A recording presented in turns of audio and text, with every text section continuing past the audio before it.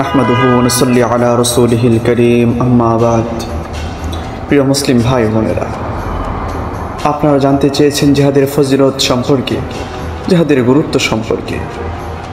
মহান আল্লাহ রাব্বুল আলামিন এবং তার রাসূল সাল্লাল্লাহু আলাইহি ওয়াসাল্লাম অসংখ্য আয়াত এবং হাদিসের মাধ্যমে একথা পরিষ্কার করেন যে জিহাদের গুরুত্ব ও ফজিলত হলো অসংখ্য অগণিত। প্রিয় মুসলিম ভাই বোনেরা, জিহাদের কথা শুনলে আমাদের মাঝে প্রশ্ন জাগে, কেন এবার আমি জিহাদ করব? জিহাদ তো হলো রক্তাক্ত করা। জিহাদ কেন আমি করব? জিহাদের মাধ্যমে তো হয় ক্ষয়ক্ষতি। জিহাদের গুরুত্বই বা কী? জিহাদের ফজিলত বা কী? এ সম্পর্কে কোরআন ও হাদিস কী বলে?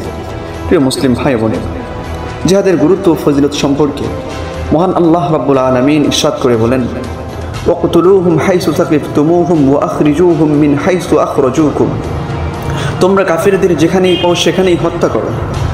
তিনি ইরশাদ করেন, ওয়াকতুলুল মুশরিকিনা হাইসু ওয়াজাদতুমুহুম। তিনি আরও ইরশাদ করেন, ইন্নাল্লাহা ইউহিব্বুল্লাযীনা ইউকাতিলুনা ফী সাবিলিহি সাফফান কাআন্নাহুম বুনিয়ানুম মারসুস। নিশ্চয়ই আল্লাহ তাআলা ভালোবাসেন তাদেরকে যারা তার পথে সীসা ঢালা প্রাচীরের ন্যায় সারিবদ্ধভাবে যুদ্ধ করে। জিহাদের গুরুত্ব ও ফজিলত সম্পর্কে ঘোষণা করে স্বয়ং মহান আল্লাহ রাব্বুল আলামিন ইরশাদ করেছেন, ইয়া আইয়ুহাল্লাযীনা আমানু হাল আদুল্লুকুম আলা তিজারাতিন তুনজিকুম মিন আযাবিন আলীম তু'মিনুনা বিল্লাহি ওয়া রাসূলিহি ওয়া তুজাহিদুনা ফী সাবিলিল্লাহি বিআমওয়ালিকুম ওয়া আনফুসিকুম। হে ঈমানদারগণ, আমি কি তোমাদেরকে এমন এক বাণিজ্যের সন্ধান দিব যা তোমাদেরকে যন্ত্রণাদায়ক শাস্তি থেকে মুক্তি দিবে? তা এই যে তোমরা আল্লাহ ও তার রাসূলের প্রতি বিশ্বাস স্থাপন করবে এবং আল্লাহর রাহে নিজেদের ধন সম্পদ ও জীবন বাজি রেখে জিহাদ করবে। এটাই তোমাদের জন্য উত্তম যদি তোমরা বুঝো।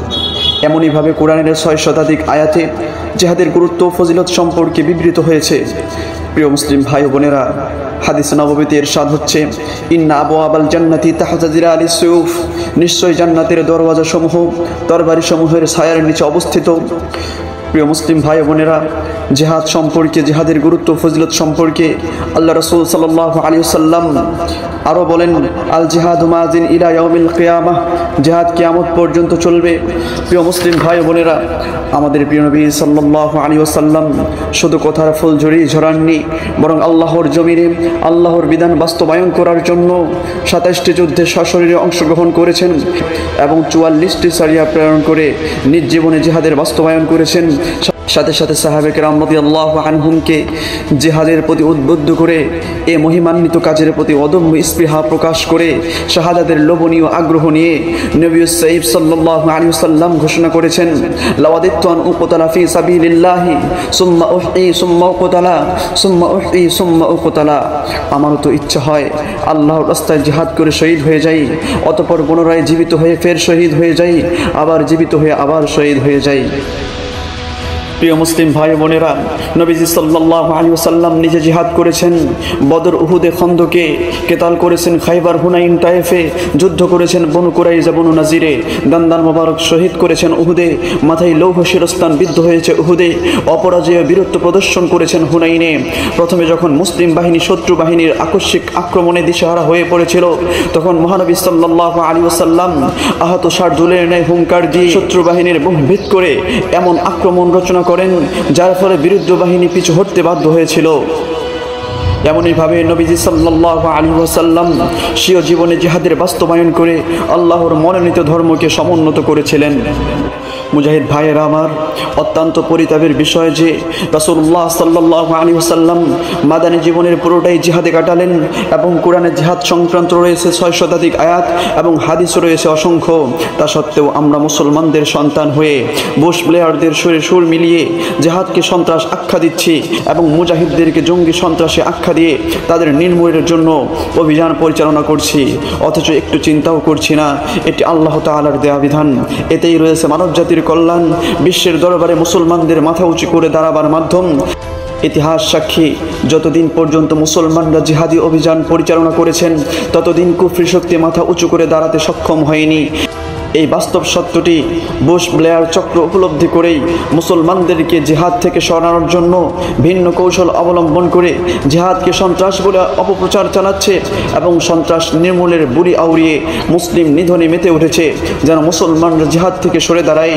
হায় রে বোকা মুসলমান, যে বাস্তব সত্যটি কাফিররা উপলব্ধি করতে পারলো, তোমরা মুসলমান হয়ে তা বুঝতে পারলে না।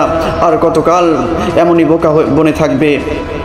পরিশেষে বলবো, আজ হয়তো বদর প্রান্তরে আবু জেহেলের সেই আস্ফালন নেই, নেই উহুদের রণাঙ্গনের সেই বীর হামজার খণ্ডিত শহীদি লাশের উপস্থিতি, নেই খন্দকের সেই সর্বগ্রাসী ভয়াবহ পরিস্থিতি, কিংবা শাহাদাতের বায়াত গ্রহণ করার সেই আবেগময় প্রবণ অবস্থা। কিন্তু চেয়ে দেখো ওই ফিলিস্তিনের দিকে, চোখ তুলে তাকাও ওই কাশ্মীরের রক্তাক্ত জনপদের দিকে। তবু কি তুমি বলবে এখন জিহাদের ময়দানে ঝাঁপিয়ে পড়ার সময় হয়নি? বদর, উহুদ আর খন্দকের ইতিহাস পুনরাবৃত্তির সময় হয়নি? জেগে ওঠো ঘুমন্ত শার্দুল, হস্তে ধারণ করো বদরের হাতিয়ার।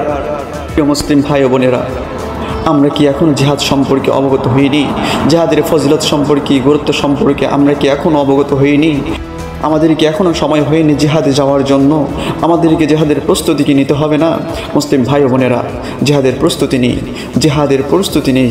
জিহাদকে সামনে রেখে নিজের জীবনকে পরিচালনা করি, ইনশাআল্লাহ একদিন মুসলমান কামিয়াব হবে, সফলতা অবশ্যই তাদের পায়ে চুম্বন করবে। নাসরুম মিনাল্লাহ ওয়া ফাতহুন করিব।